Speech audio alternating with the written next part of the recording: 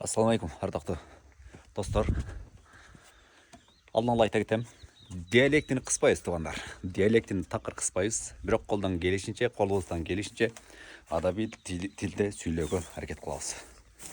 Так, мына екі шөптер кеттім азыр. Еш қылбасам, поқылықты айтем. Бар уже.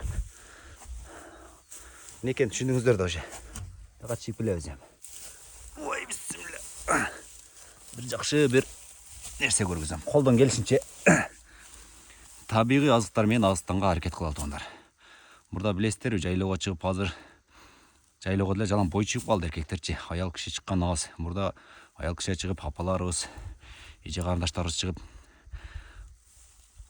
уйды сап, бені сап, қымыз қылып, сүт, айран, сүзімі, құрыт, чөгі, май, табиғи азық өзізден болшы да. Қыштың күні ошаны қышқа шейін жайындасы қымыз десек, қышқа да қымыздан басып, анан эми жайында май өтүш бир аз кыйын болот, бирок май менен чөгөндө басып алып, кышында аны жеп, артып калганын сатып, табигый азыктар менен азыктан келет. Азыр баардыгы химикат болуп кетти. Ошол себептен колдон келишинче айылдагы табигый азыктар менен сиздер менен бөлүшө берейин туугандар.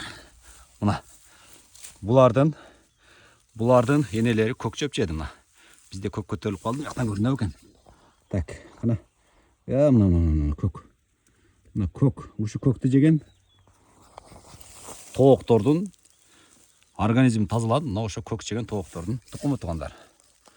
Диалектini кыспагыла дегеним туура жумуртка, тукум деген нерсе бар. Аны да бул жерде талкуу кылып кетишет.